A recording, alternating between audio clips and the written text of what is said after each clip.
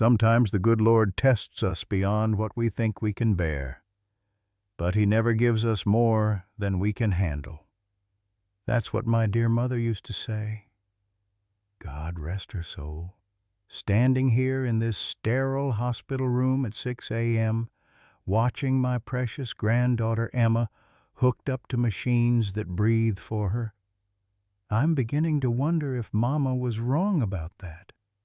Dr. Harrison's words still echo in my head like a death sentence. 18 hours, Mr. Mitchell? That's all we can give you before we have to transfer her to Denver to disconnect life support. 18 hours to watch a 3-year-old angel slip away from us. Through the window, I can see Rex, Bella, and Duke pacing frantically in the parking lot, their howls cutting through the morning air like broken glass. Those German shepherds haven't stopped crying since we brought Emma in 3 days ago. Leave a like and share your thoughts in the comments along with the city you're watching from now. Let's continue with the story. My hands shake like autumn leaves as I reach for Emma's tiny fingers, so pale they look like porcelain dolls. Her chest rises and falls only because of that damn machine, and every beep from the monitor feels like another nail in a coffin I'm not ready to build. Dorothy sits in the corner chair, her nurse's training warring with a grandmother's breaking heart. 40 years of caring for sick children, and she's never looked this defeated. The tears she's been holding back for 3 days finally spill over when Dr. Harrison walks in with his clipboard and that practiced sympathy they teach in medical school. The brain scans show no activity. "Mr. Mitchell," he says, adjusting his glasses like he's discussing the weather. "Without significant improvement in the next 18 hours, keeping her on life support would be—" He pauses, searching for the right word. "Cruel. Cruel." I feel my Marine training kick in, that controlled anger I learned in the jungles of Vietnam. What's cruel is giving up on a child who was running around our backyard just 4 days ago. Dorothy's voice cracks when she speaks. "Frank, honey, maybe we need to listen to what the doctor is saying. Sometimes loving someone means letting them go. But I can't let go. Not of Emma Rose, the little miracle who came to us when our own boy died in Afghanistan. She's all we have left of our son Tommy, and I'll be damned if I'm going to bury another piece of my heart. She was found by the creek, completely unresponsive." Dr. Harrison continues. "No signs of trauma, no explanation for the coma. Sometimes these things just happen with young children." That's where he's wrong. Things don't just happen in Pine Ridge, Montana. This town's small enough that everybody knows when Mrs. Peterson's cat goes missing, let alone when a 3-year-old ends up half drowned in Willow Creek. What haunts me most is how Rex found her. That old German shepherd came scratching at our door at dawn, whimpering and carrying on like his tail was on fire. When we followed him to the creek, there was Emma floating face down in water barely deep enough to cover her ankles. Rex pulled her out himself, gave her mouth to mouth like some kind of 4-legged paramedic. "Blood is thicker than water," I whisper, squeezing Emma's hand. "But love runs deeper than blood." Outside, those 3 dogs are still raising hell, and I'm starting to think they know something we don't. In 40 years of loving those animals, I've learned to trust their instincts more than most people's common sense. 18 hours. That's all the time between hope and heartbreak. The clock on the wall ticks like a time bomb, and every second that passes feels like another step toward losing the last light in our lives. 2 years ago, when I first laid eyes on those 3 German shepherds, I thought they were the mangiest, most pitiful creatures God ever put on this earth. Found them huddled together in a ravine near Glacier National Park, ribs showing through matted fur, eyes hollow with hunger and something deeper, a kind of loss that reminded me too much of my own reflection. Rex was the leader, even then, big as a small horse, with a jagged scar running from his left ear down to his muzzle like someone had tried to split his face in half. When he looked at me that first day, those amber eyes held secrets I wasn't sure I wanted to know. Bella, smaller but fiercer, had this way of tilting her head when she studied you, like she was reading your soul for lies. And Duke, barely more than a pup then, kept close to the others like a child afraid of being left behind again. I'd gone up to the park to scatter some of Tommy's ashes, seemed fitting to leave part of my boy in the mountains he loved so much. Instead, I found 3 dogs that looked like they'd been through their own kind of war. The smart thing would have been to call animal control, let someone else deal with the paperwork and the vet bills. But something about the way Rex watched me, never taking his eyes off mine while I opened a can of beans from my pack, reminded me of the way Tommy used to look at me when he was little and scared of thunderstorms. "Easy there, soldier," I'd whispered, setting the food down and backing away. "Nobody's gonna hurt you anymore." That was my first mistake, thinking I was the one doing the rescuing. It took 3 weeks of daily trips before Rex would let me within arm's reach. 3 weeks of bringing food, sitting 20 feet away, and talking to them like they were old friends instead of wild animals. I told them about Vietnam, about losing buddies whose names I still can't say out loud. I told them about Tommy, about how proud Dorothy and I were when he enlisted, and how that pride turned to ash when the chaplain knocked on our door. "You know what the hardest part is," I'd said one afternoon, watching Rex gnaw on a soup bone. "It's not the dying, it's the living with it afterward." That's when Rex stood up, walked over, and laid his massive head in my lap. Just like that. Like he'd been waiting for me to admit I was broken too. Dorothy thought I'd lost my mind, driving up to the mountains every day to feed Frank's strays, as she called them. But when I finally brought them home, something in her face softened.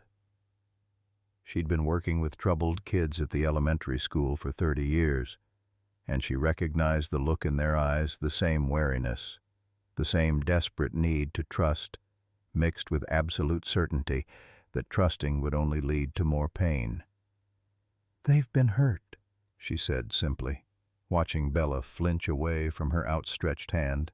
"Somebody loved these dogs once, and then threw them away."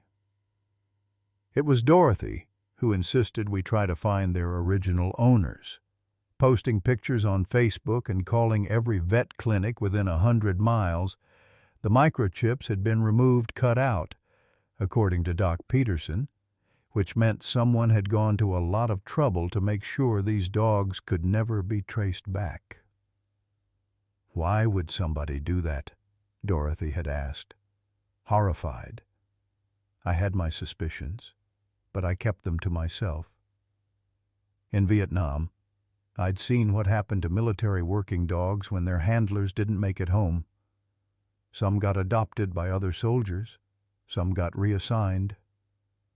Others just disappeared into the bureaucratic machine, forgotten casualties of a war that was already trying to forget itself. The way these 3 moved together, the way they scanned for threats, the way Rex would position himself between any stranger and Bella and Duke, these weren't just pets. These were professionals. When Emma came to live with us a year later, after we got custody following our daughter-in-law's overdose, I worried about how the dogs would react to a toddler. Worried for nothing, as it turned out. The first time Emma wobbled into our backyard on unsteady legs, Rex took one look at her and appointed himself her personal bodyguard. Bella became her playmate, patient as a saint when tiny hands pulled her ears and tried to ride her like a pony. Duke turned into her shadow, following her everywhere with the devotion of a lovesick teenager. But it was more than just affection. These dogs seemed to understand that Emma was precious cargo, something that needed protecting. When she napped in the garden, one of them always stood watch. When she played by the creek, the same creek where we'd find her 3 days ago, they formed a perimeter around her like Secret Service agents. "It's like they know she's special," Dorothy used to say, watching Emma toddle between them like a tiny queen with her furry court. Maybe they did know. Maybe that's why they're outside that hospital window right now, howling like their hearts are breaking. Maybe that's why Rex won't eat, why Bella keeps digging holes in our backyard like she's trying to bury her grief. Why Duke sits by Emma's empty bedroom door every night, waiting for her to come home. The strange thing is, Emma was never afraid of them. Most kids her age are intimidated by dogs that size. But Emma treated them like oversized teddy bears from day one. Her first clear word wasn't Mama or Dada. It was Rex. Plain as day while she was sitting in her high chair, pointing at the big shepherd lying at her feet. Dorothy cried when she heard it, though she tried to hide it from me. "She knows they're family," she'd whispered. Family. That's what they became, somehow. 3 battle-scarred veterans and an old Marine, bound together by loss and learning to love again through a little girl who didn't know enough to be careful with her heart. I think about that now, watching Emma's chest rise and fall with mechanical precision. And I wonder if we failed them. If we failed her. In Vietnam, we had a saying, "Watch your buddy's back, and he'll watch yours." But how do you watch someone's back when the enemy is invisible, when it strikes without warning in a place that should be safe? Those dogs tried to tell us something was wrong. Rex wouldn't let Emma near the creek the morning she disappeared. Bella kept circling the house, agitated and whining. Duke wouldn't leave Emma's side, even to eat. We thought they were just being overprotective. We thought we knew better. Now they're out there in that parking lot, crying for a little girl who might not make it through the night, and all their loyalty, all their love, all their fierce devotion might not be enough to bring her back. Sometimes the very things that save us are the same things that break our hearts. By 7 o'clock, I can't stand the sterile smell of disinfectant and broken dreams anymore. Despite the hospital's strict no-pets policy, I march out to the parking lot, where Rex, Bella, and Duke are wearing grooves in the asphalt with their pacing. "Come on, soldiers," I tell them, opening the back of my pickup. "Time for you to meet your little girl." Dorothy catches up with me at the hospital entrance, her sensible shoes clicking against the concrete like a countdown timer. "Frank Mitchell. You know they don't allow animals in there. Dr. Harrison will have security throw us out." "Let him try." The words come out harder than I intend. 40 years of marriage telling me I'm scaring my wife with this stubborn streak she hasn't seen since Tommy's funeral. These dogs saved Emma's life once. Maybe they can do it again. Rex jumps down from the truck bed, his massive frame tense with purpose. The moment his paws hit the ground, he starts pulling toward the hospital entrance like he's following a scent trail only he can detect. Bella and Duke flank him, their ears forward, every muscle coiled with the kind of alertness I remember from patrol dogs in the jungle. The automatic doors slide open, and I half expect alarms to start blaring. Instead, Rex stops dead in his tracks just inside the lobby. his hackles rising. A low growl rumbles from deep in his chest, not aggressive but warning. Bella begins to whine, a high-pitched sound that makes my skin crawl. "Sir, you can't bring those animals in here." A young security guard approaches, hand resting on his radio. He's probably Tommy's age, maybe younger, with that soft look of someone who's never had to make life or death decisions. "These dogs are family," I say, using my old drill sergeant voice, "and family belongs together." Rex suddenly lunges toward the elevator, dragging me behind him. His claws scratch against the polished floor as he strains against his leash, desperate to get upstairs. When the elevator doors open, he bolts inside and immediately starts pawing at the button for the third floor Emma's floor. "How does he know?" Dorothy whispers, her nurse's training warring with something deeper, something that doesn't fit in medical textbooks. The elevator climbs, and my stomach drops. 15 hours left. 15 hours before they load Emma into an ambulance and drive her to Denver to die among strangers. When we reach the third floor, Rex shoots out of the elevator like a bullet, but instead of heading toward Emma's room, he makes a sharp left toward the stairwell. Bella and Duke follow, their tags jingling like wind chimes in a storm. "Wrong way, boy," I call, but Rex is having none of it. He's at the stairwell door now, scratching and whimpering, looking back at me with those knowing eyes. That's when I notice it the way the nurses are watching us. Not with annoyance or concern about hospital policy, but with something that looks almost like fear. The young redhead at the desk crosses herself when she sees the dogs. The older one, who reminds me of Dorothy with her steel-gray hair and no-nonsense expression, actually backs away. "Strange reaction," Dorothy murmurs. Rex has given up on the stairwell and is now leading us toward Emma's room, but his behavior is all wrong. Instead of the joyful reunion I expected, he stops 10 feet from her door and refuses to go closer. His whole body is rigid, ears pinned back, that growl returning low in his throat. "What's wrong with him?" Dorothy asks. Before I can answer, Dr. Harrison appears in the doorway, clipboard in hand, and Rex goes ballistic. Not attacking these dogs are too well trained for that, but backing away with his teeth bared, positioning himself between the doctor and our family like he's facing down enemy fire. "Get those animals out of here immediately, Doctor." Harrison snaps, but there's something in his voice beyond professional irritation, something that sounds almost like panic. That's when I notice Dr. Harrison's hands.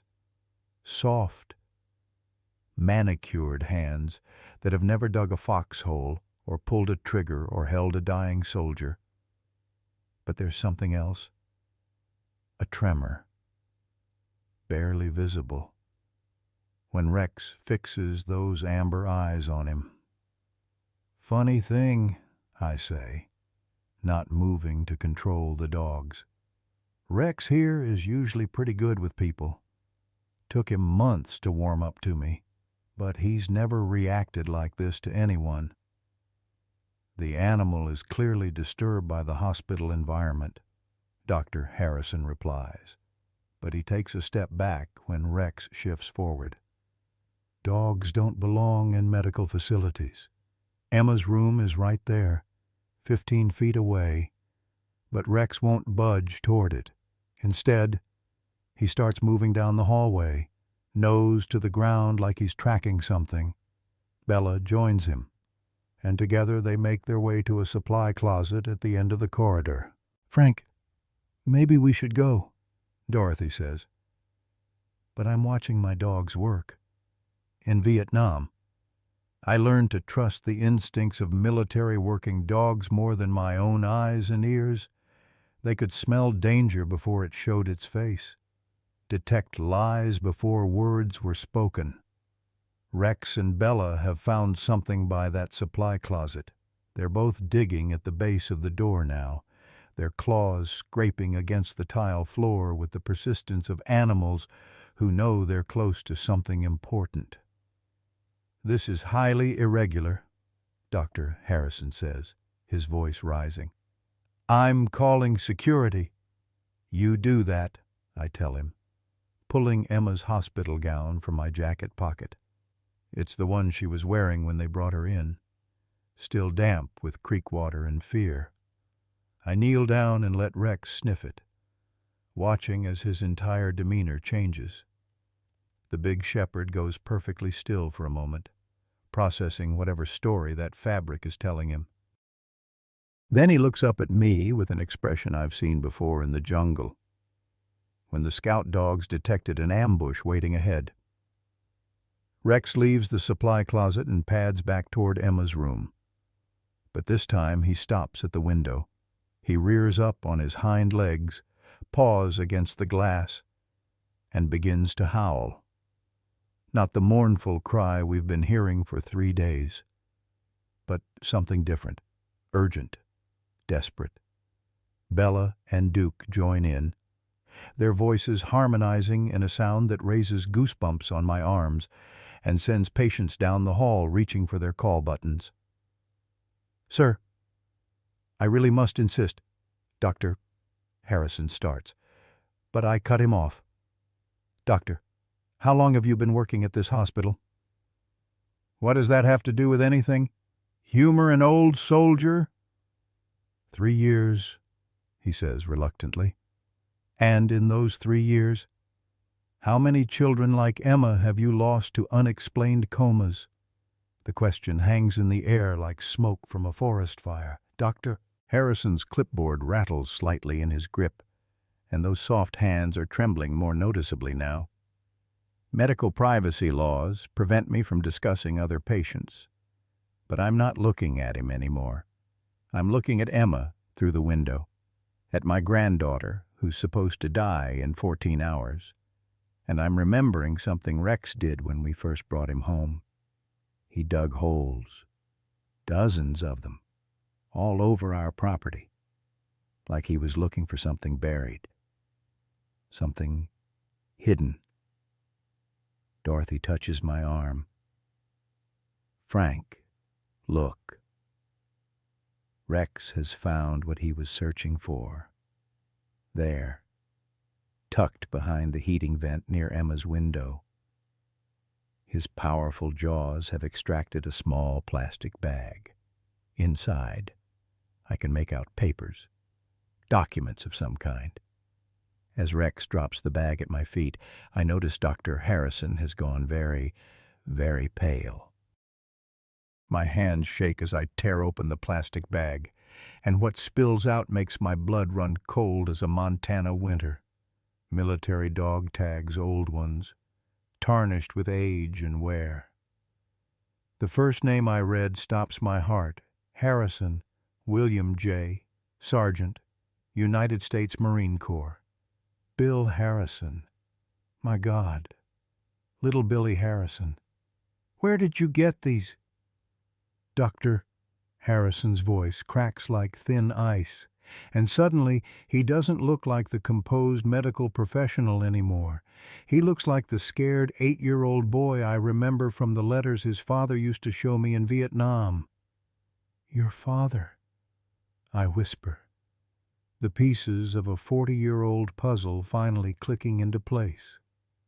Sergeant Bill Harrison. He saved my life in Da Nang, 1969. The clipboard slips from Dr. Harrison's fingers, clattering to the floor like broken bones. His face has gone the color of hospital sheets, and I can see his father in the shape of his jaw, the set of his shoulders when he's cornered. He died because of dogs, Dr. Harrison says, his voice barely above a whisper. Military working dogs? They were supposed to alert the patrol to danger, but they failed. They let my father walk into an ambush. The memory hits me like shrapnel. Bill Harrison, tall and proud with that easy smile that could charm the bark off a tree. He'd shown me pictures of his boy every chance he got, little Jimmy Harrison. 8 years old with his father's stubborn chin and his mother's worried eyes. That's not how it happened, son. The words feel heavy in my mouth, weighted with 40 years of survivor's guilt. Your father died saving my life. The dogs did alert us. We just didn't listen fast enough. Rex moves closer to Dr. Harrison. Not aggressively, but with the careful precision of a dog who recognizes something familiar. Something that shouldn't be familiar. His nose twitches, testing the air around the doctor. And what he finds there makes him back away with a low whine. They should have done more, Doctor. Harrison continues.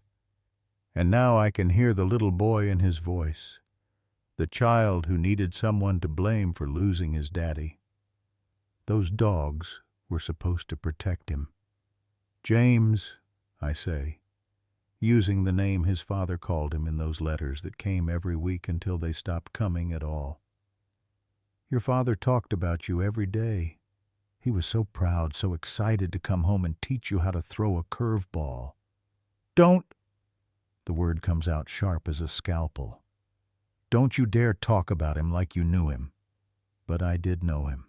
Bill Harrison had been the kind of Marine who shared his sea rations with hungry village kids, who carried pictures of his wife and son next to his heart, who died pulling me out of a rice paddy while bullets cut the air around us like angry hornets. Rex has found something else behind the heating vent. More papers, yellowed with age and careful handling. As he drops them at my feet, I recognize the letterhead immediately. Department of Veterans Affairs. Medical records? Dorothy breathes, her nurse's eye catching details mine missed. Frank, these are psychiatric evaluations. Dr. Harrison lunges for the papers, but Rex interposes himself with a warning growl that could stop a charging bull. Those are private, the doctor says, but his voice has lost all authority. I scan the documents, my reading glasses sliding down my nose as I try to make sense of the medical jargon. But some phrases jump out like flares in the darkness. Persistent resentment toward military working dogs. Unresolved grief presenting as targeted hostility. Recommends continued therapy. You've been seeing a psychiatrist, I say, the pieces falling together like dominoes. About your father, about dogs. For 20 years, he admits, his professional mask finally cracking completely. Ever since I decided to become a doctor. Ever since I decided to help children the way no one helped my father. Bella has joined Rex at the heating vent, and together they've found something that makes my stomach drop to my boots. More papers. But these aren't 40 years old. These are recent medical charts, death certificates, case notes written in Dr. Harrison's careful handwriting. 12 children, Dorothy whispers, her face pale as communion wafers. 12 children who died of unexplained comas in the last 3 years. The number hits me like a physical blow. 12 families who sat where Dorothy and I are sitting now, watching their babies slip away while trusting the man who was supposed to save them. They weren't supposed to die, Dr. Harrison says, and the little boy is back in his voice, confused and lost. I was trying to help them. I was trying to make it painless. Make what painless? But even as I ask, I already know. The way Emma was found, floating in water too shallow to drown in. The unexplained coma. The insistence on moving her to Denver, away from witnesses, away from family. "You've been killing them," Dorothy says, her voice steady as a prayer despite the horror in her eyes. "Those children, you've been killing them." "Not killing," Dr. Harrison protests. "Saving. Saving them from the kind of pain my father felt. The kind of betrayal when the things that are supposed to protect you fail." Rex moves to Emma's window, pressing his nose against the glass. His whine is different now, not mourning, but urgent. Warning. Like the sounds military working dogs made in Vietnam when they detected incoming mortar fire. "How long has Emma been awake?" I ask suddenly, remembering the way Rex reacted to her room, his refusal to go inside. "Doctor," Harrison's silence is answer enough. "She can hear us," I continue, the realization hitting me like a gut punch. "She's been conscious this whole time, hasn't she? You gave her something to paralyze her, not put her in a coma." "Succinyl choline," Dorothy breathes, her medical training filling in the blanks. "A paralytic. It would make her appear comatose while leaving her fully aware." The cruelty of it steals my breath. Emma, my precious granddaughter, trapped in her own body for 3 days, listening to us plan her funeral while she screamed silently for help. "The dogs knew," I whisper. "That's why Rex wouldn't go in her room. He could smell the fear on her." Dr. Harrison starts backing toward the stairwell, but Duke is already there, blocking his path with the patience of a sentry who's learned to wait. "You don't understand," the doctor says, desperation creeping into his voice. "She was going to suffer eventually. All children suffer. I was sparing her that. The way you spared those other 12, their families thanked me," he insists. "They were grateful for the peaceful way their children passed." "Because they trusted you," Dorothy says, her voice breaking. "Because they believed you were trying to save their babies." Rex returns from the window, carrying something in his mouth, a small vial, half empty, with a medical label I can't read from here. He drops it at my feet like evidence in a court case only he understands. "The antidote," Dr. Harrison says quietly. "It won't reverse the damage completely. But it might—" He doesn't finish the sentence. He doesn't need to. 13 hours left before Emma is supposed to die, before she's transferred to Denver where Dr. Harrison's colleagues will complete what he started.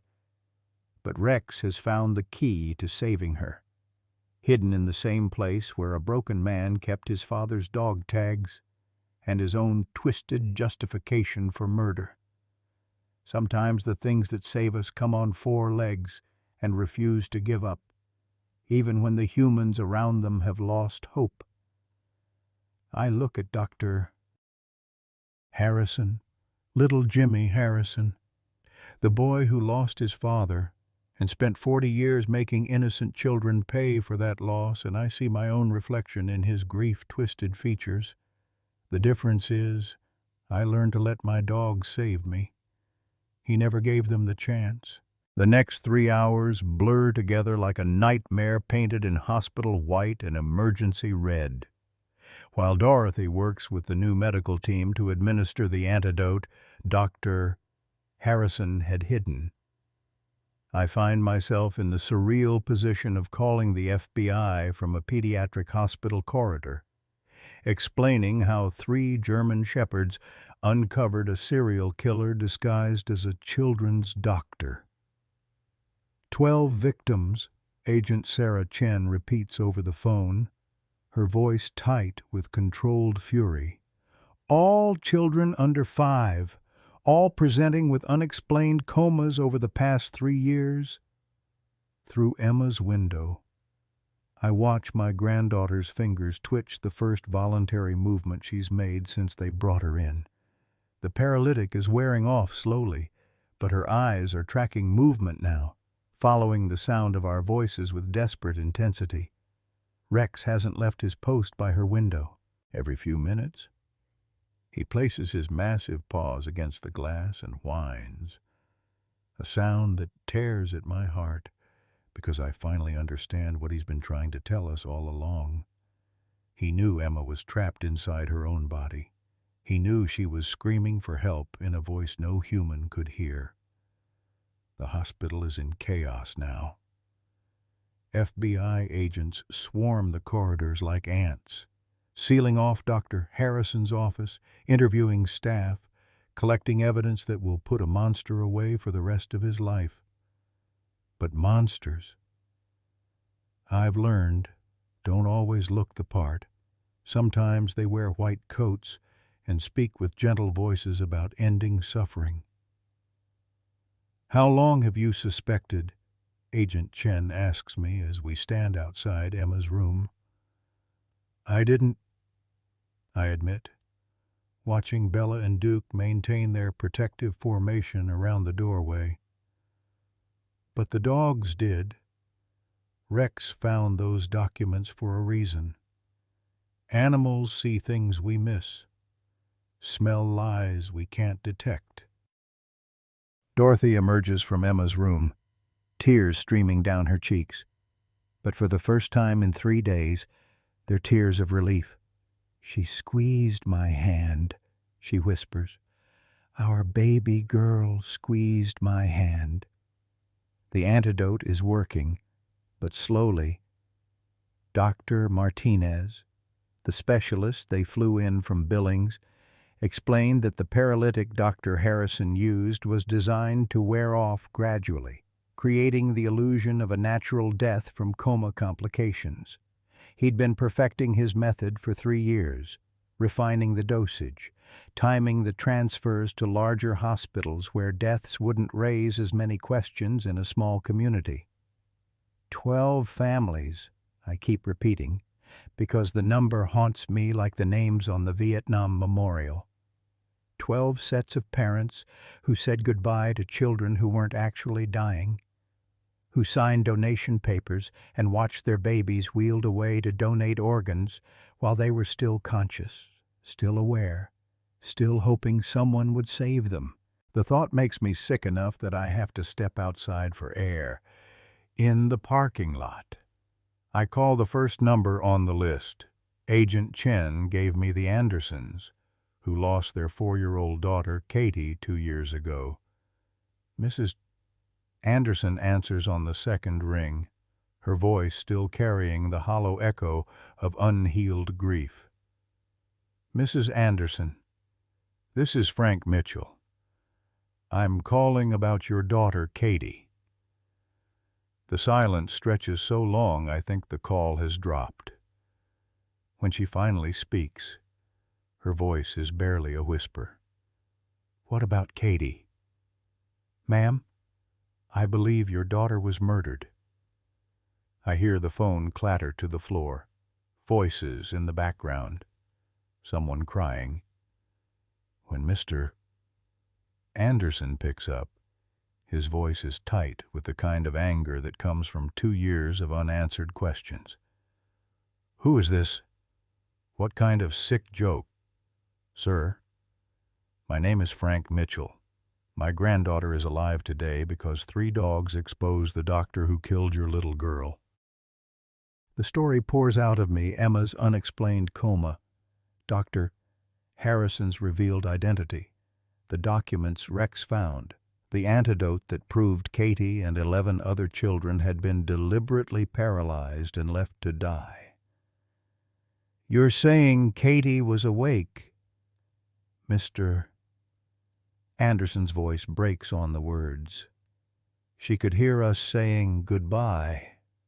I'm sorry, I whisper, because sorry is all I have for a pain I can barely comprehend. I'm so damn sorry. By the time I finish making calls, the sun is setting over Pine Ridge, painting the mountains the color of old blood. 9 of the 12 families answer their phones, 9 conversations that start with disbelief and end with rage, grief, and questions that will take years to answer. The Morrison family drives down from Great Falls immediately. Little Bobby Morrison would have been 6 years old now if Dr. Harrison hadn't decided his life wasn't worth living, Mrs. Morrison brings a photo Bobby at 4, grinning gap-toothed beside their family's golden retriever. He loved dogs, she tells me, standing in the hospital parking lot while her husband argues with FBI agents about exhuming their son's body. He always said dogs were better than people because they never lied. Smart kid. Smarter than the adults who trusted a man in a white coat over the instincts of animals who'd been bred for thousands of years to protect human children. Dr. Martinez finds me around midnight. When most of the FBI agents have cleared out and the hospital has settled into its nighttime rhythm, Emma is breathing on her own now, though she still can't speak. The paralytic affected her vocal cords, but he's confident they'll recover with time. She wants to see the dogs, he tells me. She keeps pointing toward the window when they bark. Hospital policy be damned. I bring Rex, Bella, and Duke up to the pediatric ward, ignoring the protests of security guards who look the other way when they see the FBI badges still scattered around the nurses' station. Emma's eyes light up when Rex pads into her room, his massive frame moving with the careful precision of a soldier approaching a wounded comrade. He places his head on her bed, and her tiny hand finds the spot behind his ears that always made him close his eyes in contentment. For the first time since this nightmare began, Rex's tail wags. "Good boy," Emma whispers, her voice barely audible but strong enough to make Dorothy cry all over again. "Good boys saved me." Bella and Duke take up positions on either side of her bed, and I'm reminded of the honor guards at military funerals, solemn, protective, unwavering in their duty. These dogs had stood watch over Emma for 3 days, knowing she was alive when every human except her killer believed she was dying. Agent Chen returns with an update that makes my hands clench into fists. Dr. Harrison confessed to everything. 12 children over 3 years, all of them healthy kids he decided were destined to suffer. He's been planning this since medical school, choosing pediatric medicine specifically to have access to vulnerable children. What about the other hospitals? Dorothy asks. His residency, his training programs. We're investigating. This might go back further than we thought. The magnitude of it is staggering. A man who took an oath to do no harm, who parents trusted with their most precious gifts, who spent years perfecting a method of murder disguised as mercy. But what haunts me most is how close he came to succeeding with Emma. 18 hours. That's all the time we had left before she would have been transferred to Denver, where Dr. Harrison's colleagues would have completed the charade of ending her life support. 18 hours between justice and another family destroyed by a monster who wore a stethoscope instead of a uniform. As I watch Emma sleep peacefully for the first time in 3 days, surrounded by 3 dogs who refuse to give up on her, I think about the other families who weren't so lucky, The parents who spent their last moments with their children believing they were saying goodbye to kids who were already gone, never knowing their babies could hear every word. Rex shifts beside Emma's bed, his amber eyes meeting mine across the darkened room. In those eyes, I see the same thing I saw 40 years ago in Vietnam, when military working dogs alerted us to dangers we couldn't detect ourselves. Vigilance, loyalty, love that refuses to quit even when hope seems lost. Sometimes angels have 4 legs and wet noses. Sometimes they dig up buried secrets and refuse to let evil masquerade as mercy. Sometimes they save little girls by never forgetting that every life is worth fighting for. 2 o'clock in the morning brings the kind of darkness that settles into your bones and stays there. I'm dozing in the chair beside Emma's bed when Rex's low growl pulls me back to consciousness. Not the warning growl he'd given Dr. Harrison. This is different, deeper, more primal. Emma's eyes are wide open, staring at the ceiling with the kind of terror that makes my blood run cold. Her mouth moves soundlessly, trying to form words her damaged vocal cords can't quite manage. But I can read her lips well enough. "Help me." "What is it, sweetheart?" Dorothy whispers, moving to Emma's side with the gentle efficiency of 40 years nursing scared children. "Are you hurting somewhere?" Emma shakes her head frantically, her tiny hand pointing toward the door. That's when I hear it footsteps in the corridor, measured and deliberate, moving with the confidence of someone who belongs here.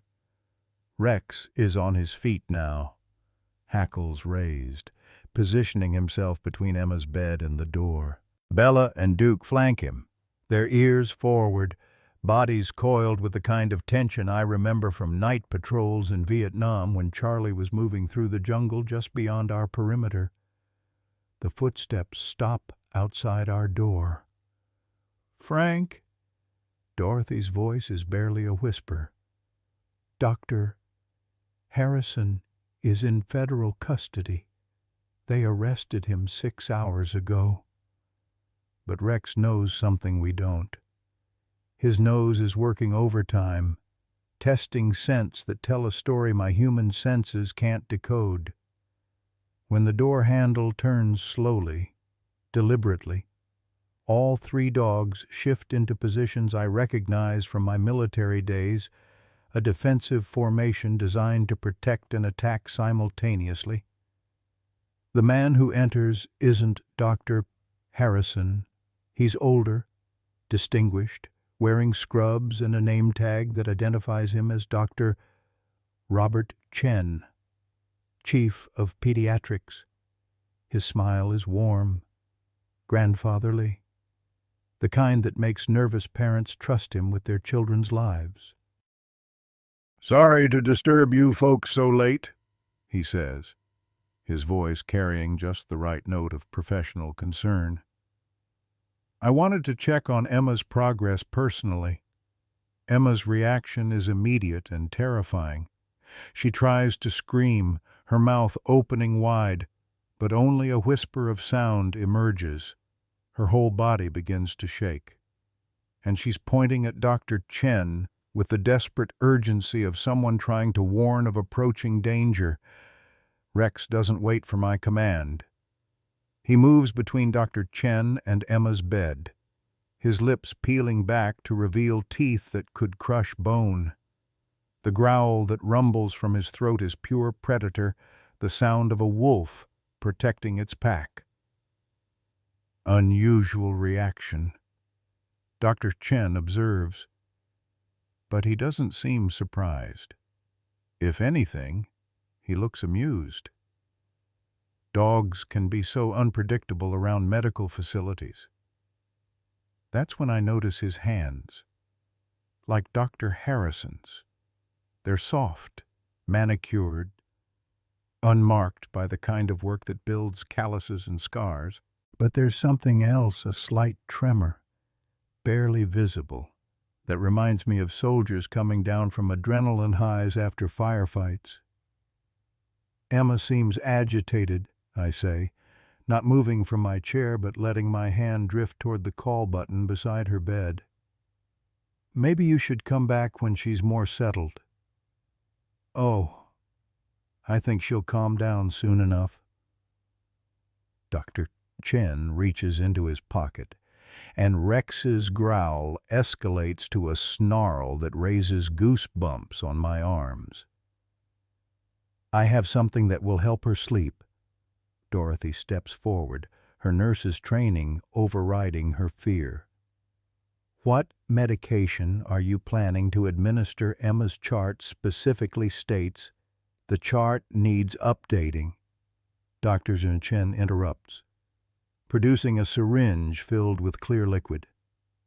Given the trauma she's experienced, additional sedation is medically indicated. Emma's eyes are rolling now, wild with panic, and she's making sounds like a wounded animal trying to warn its young of approaching predators. Rex mirrors her distress, his massive body trembling with barely contained violence. I'll need to see the orders, Dorothy says, moving to block Dr. Chen's path to Emma's IV line. Hospital protocol requires, I am the chief of pediatrics, Mrs. Mitchell. I don't need orders. The way he says it, cold, dismissive, entitled, triggers something in my memory. Vietnam again. But not the jungle this time. The base hospital in Da Nang, where wounded soldiers sometimes died from complications that seemed too convenient, too perfectly timed to avoid investigations into friendly fire incidents or command failures. You worked with Dr. Harrison, I say, the pieces clicking into place like rifle rounds sliding into a chamber.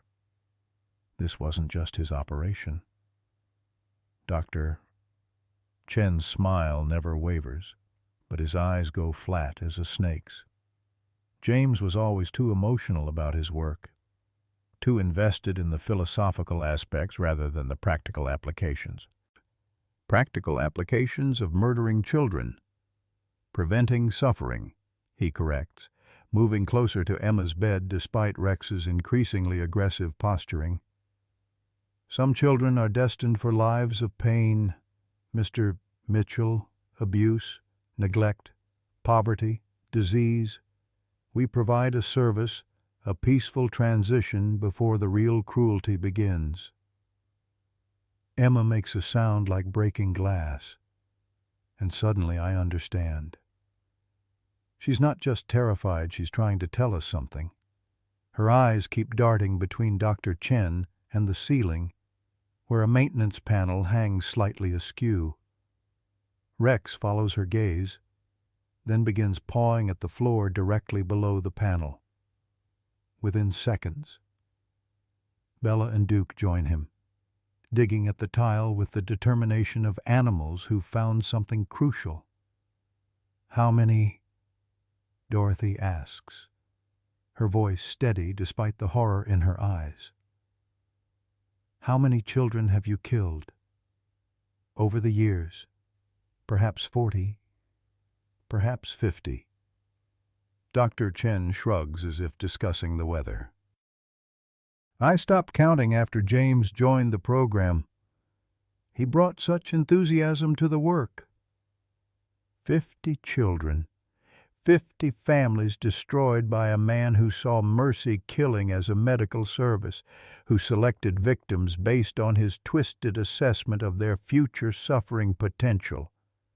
Rex has found something beneath the loose tile, another hidden cache, another collection of evidence that Dr. Chen thought would never see daylight. Medical records, photographs, detailed notes about selection criteria and dosage calculations, a meticulous record of mass murder disguised as compassionate care. You documented everything, I breathe, scanning the papers Rex has retrieved.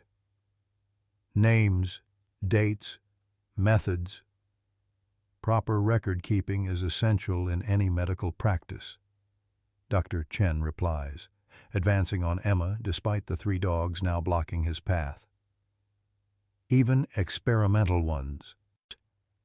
That's when Emma finds her voice not the whisper she's been managing, but a real scream that pierces the night air like an air raid siren.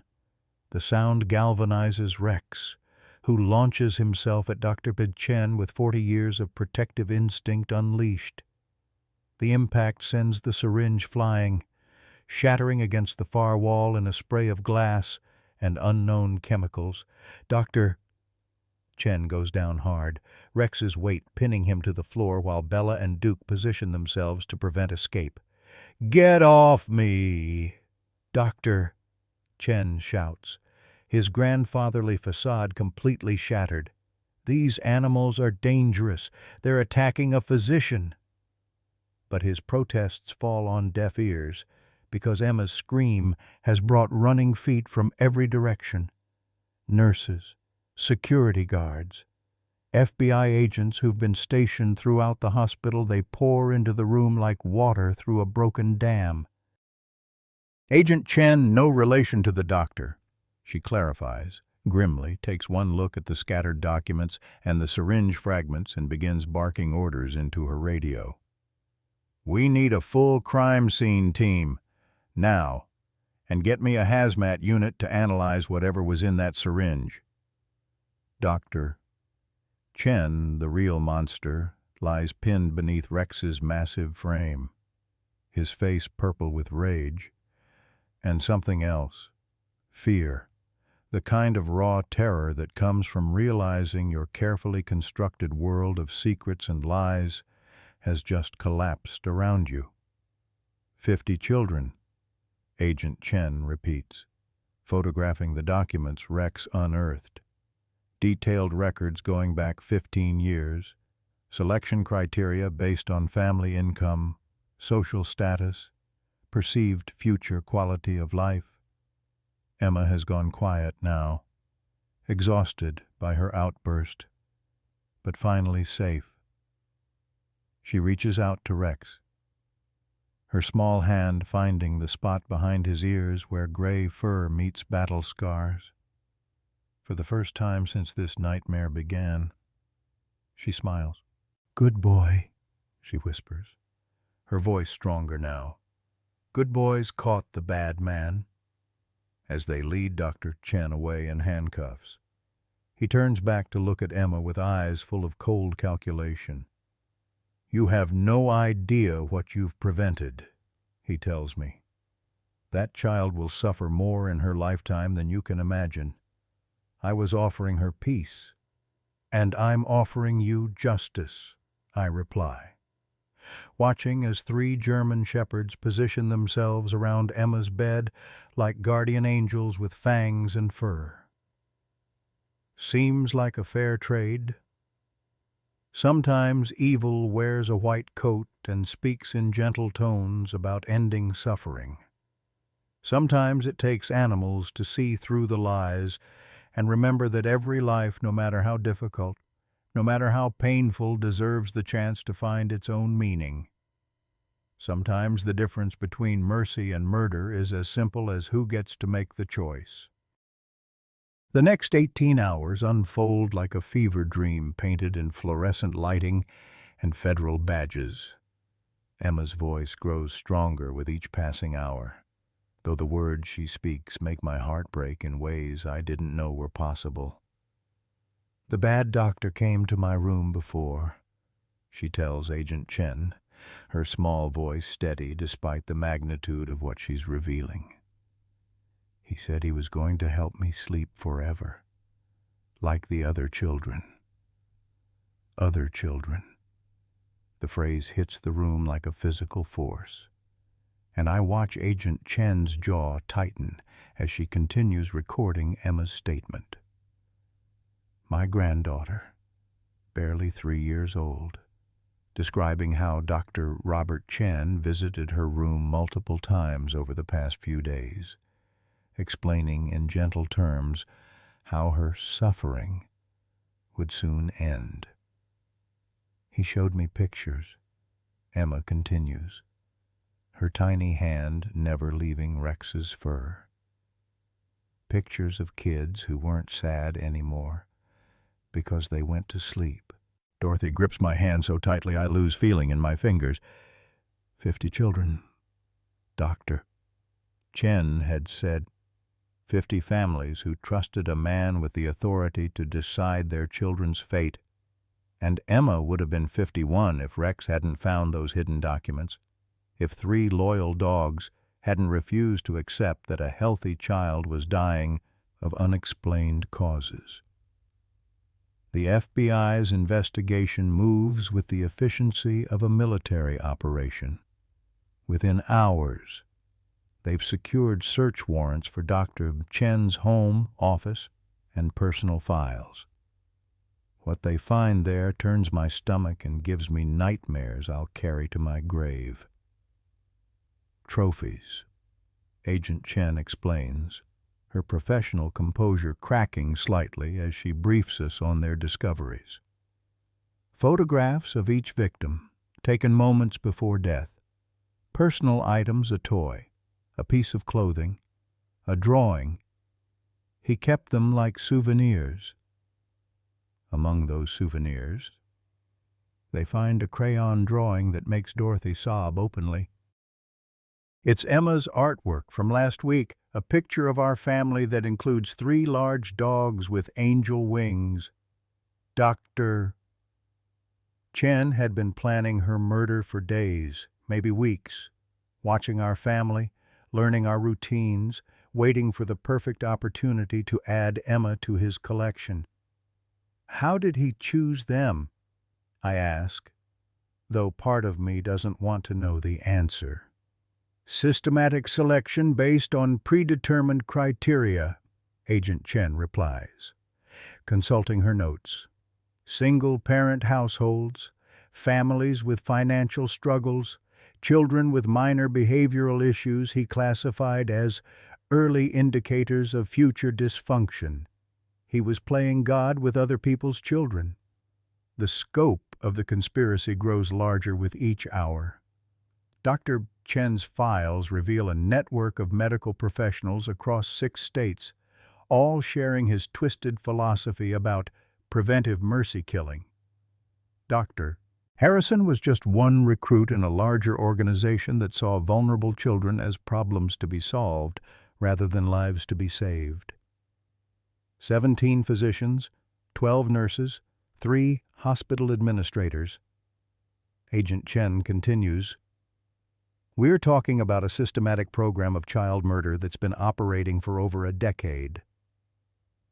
Rex hasn't left Emma's side since Dr. Chen's arrest.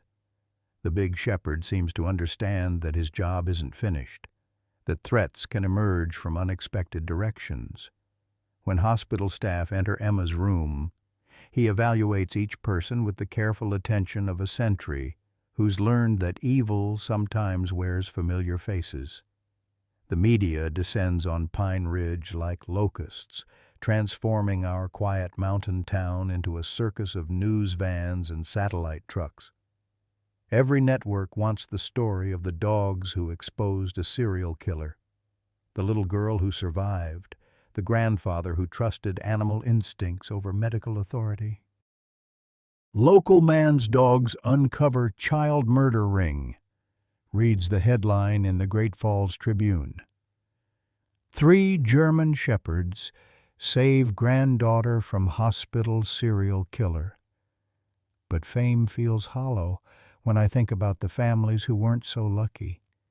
The Andersons, whose daughter Katie died 2 years ago, arrive in Pine Ridge the day after Dr. Chen's arrest. Mrs. Anderson's eyes hold the same hollow grief I see in my mirror some mornings when I think about Tommy. We trusted him completely, she tells me as we sit in the hospital cafeteria, watching Emma play with Rex in the courtyard outside. Katie was afraid of needles, but Dr. Chen was so gentle, so patient. He made her laugh right before. She can't finish the sentence. Doesn't need to. I know how it ends because I've read the files, seen the photographs, learned the details of how Dr. Chen perfected his method over 15 years of practice. She was awake when they turned off the machines, Mr. Anderson says, his voice flat with rage and grief. Our little girl was conscious when we said goodbye, when we told her it was okay to let go. The cruelty of it staggers me. Families making the hardest decision of their lives, believing their children were already gone, never knowing they were participating in their own child's murder. Dorothy finds her own way to process the horror. She organizes support groups for the victim families, coordinates with social workers and grief counselors, channels her 40 years of nursing experience into healing wounds that may never fully close. Guilt is the hardest part, she tells me one evening as we watch Emma sleep peacefully between Rex and Bella. These parents think they should have known, should have fought harder, should have trusted their instincts instead of medical authority. But how could they have known, Dr. Chen and his network spent years perfecting their deception, learning to mimic the appearance of natural death, manipulating grieving families' trust in the medical establishment. The turning point comes when the FBI releases the full scope of their investigation. 63 confirmed victims across 6 states over 15 years. 63 children between the ages of 6 months and 8 years, all selected based on Dr. Chen's twisted assessment of their future quality of life. The youngest was a baby girl with Down syndrome. The oldest was a boy whose only crime was having parents who worked minimum-wage jobs and couldn't afford private health care. Eugenics, Dorothy says, the word bitter in her mouth. That's what this was. Systematic elimination of children he deemed unworthy of life.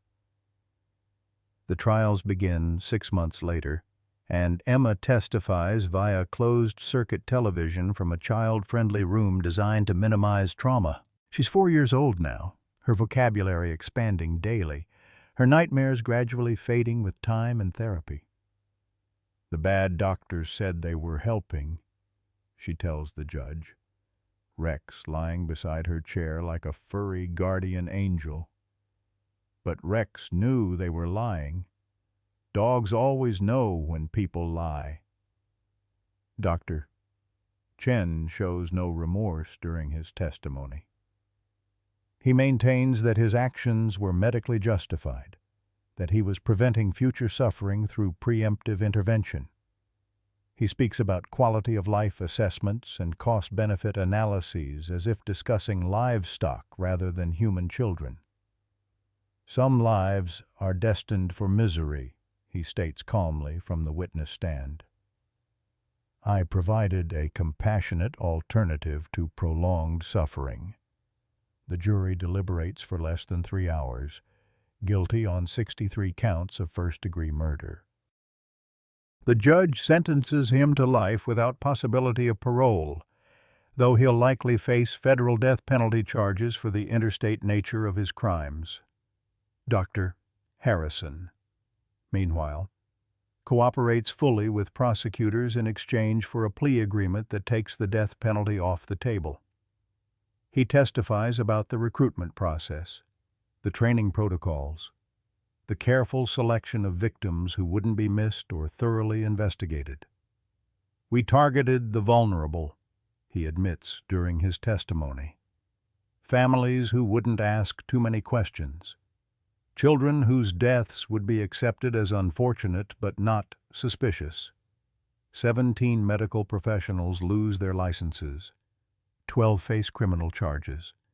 3 hospitals implement new oversight protocols designed to prevent future abuse of power by trusted authority figures. But justice, I've learned, is a poor substitute for the children who will never grow up. never celebrate birthdays, never have children of their own. Emma asks me about it one evening as we sit on our porch, watching Rex patrol the property with the vigilance of a soldier who knows his war isn't over. Why did the bad doctors hurt children? Grandpa. I struggle for an answer that makes sense to a 4-year-old mind. Sometimes people get so lost in their own pain that they forget how precious life is. Sweetheart, they forget that every person deserves a chance to find happiness, even if it's hard, especially if it's hard. She nods solemnly, then brightens as Rex returns from his patrol to accept ear scratches and belly rubs from the little girl he saved. Some lessons are too important to be left to chance. Some love is too strong to be defeated by evil disguised as mercy. Some bonds between humans and animals transcend understanding and prove that loyalty, properly placed, can change the world. 6 months after the trial's end, our kitchen table overflows with Emma's artwork crayon drawings of 3 dogs with angel wings, protecting a little girl who learned that love never dies. It just digs deeper. The morning sun streams through windows that Dorothy has decorated with Emma's masterpieces, each one a testament to resilience and the healing power of unconditional love. Emma is 5 now, starting kindergarten in the fall, her vocabulary rich with words like brave and hero and family. The nightmares have faded to occasional whispers in the dark, easily soothed by Rex's presence beside her bed and the gentle weight of Bella's head on her feet. "Tell me the story again." "Grandpa," she says, settling into my lap with the worn picture book we made together, Emma's version of her rescue, illustrated with her own drawings and filled with her own words about the day 3 dogs refused to let evil win. "Once upon a time," I begin, using the voice I've perfected over months of bedtime storytelling, "there was a little girl who had 3 guardian angels. But these angels didn't have wings. They had 4 legs and wet noses and hearts bigger than the Montana sky."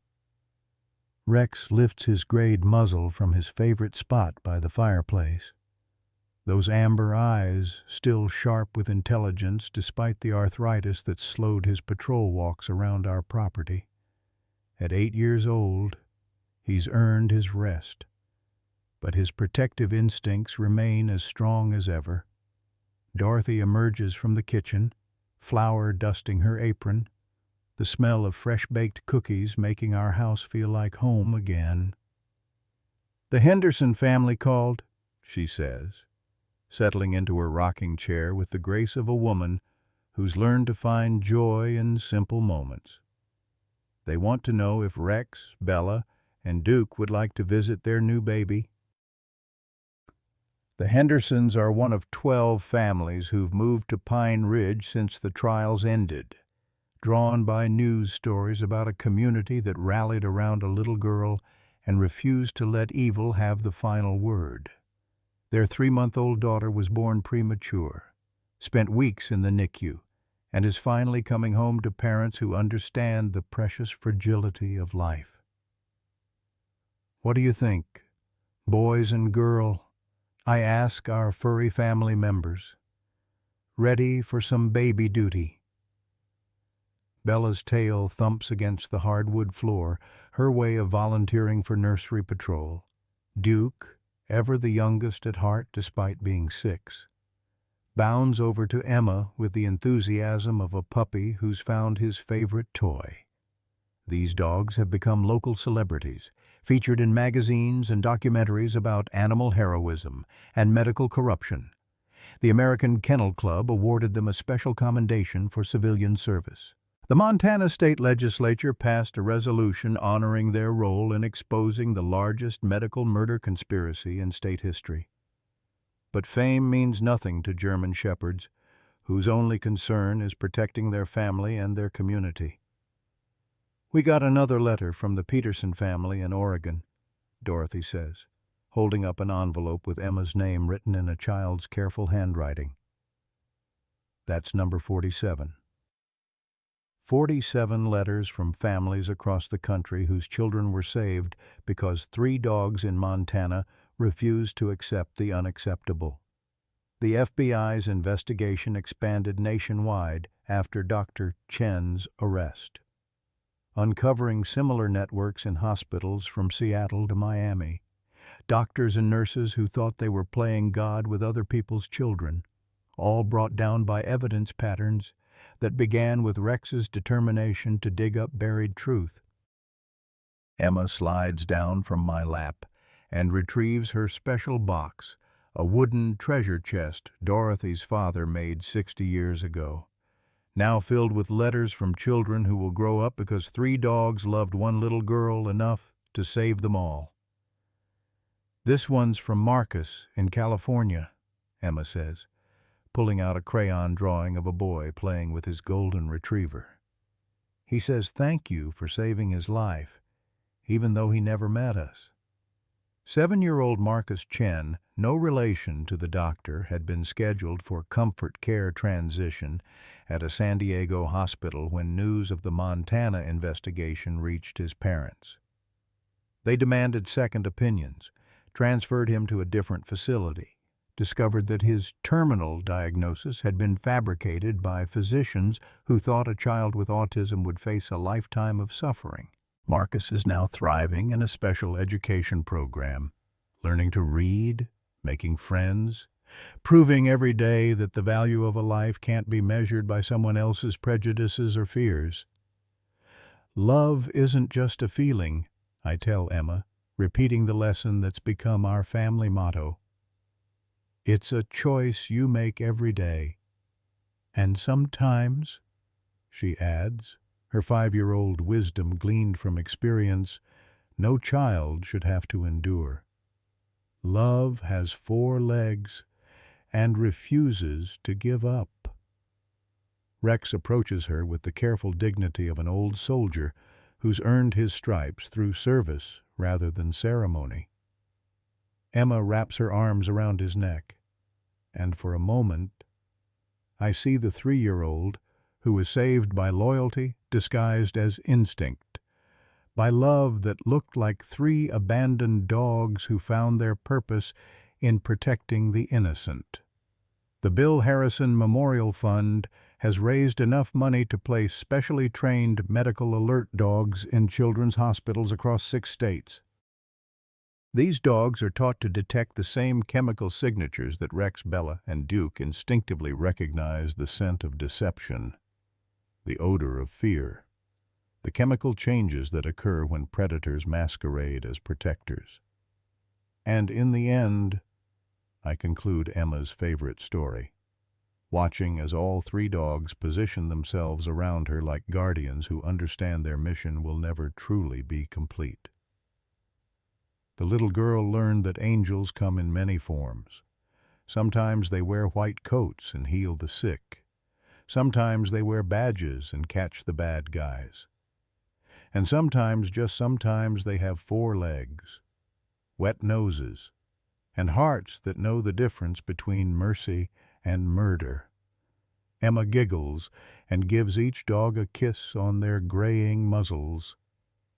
"The end," she says, "but not really the end, because love stories never really end. Do they, Grandpa?"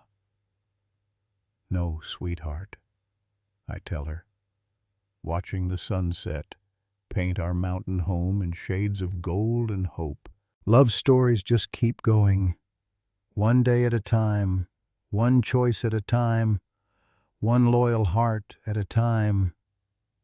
And sometimes, just sometimes, that love comes back to save you when you need it most. Sometimes the greatest love stories aren't written in romance novels. They're lived out in hospital corridors by 3 loyal German shepherds who refuse to let evil masquerade as mercy. Frank and Dorothy Mitchell thought they were just saving 3 abandoned dogs, but those dogs ended up saving their granddaughter Emma from a serial killer disguised as a pediatric doctor. In a world where we're told to trust the experts and follow the science, sometimes it takes the pure instincts of faithful animals to see through the lies that sophisticated minds miss.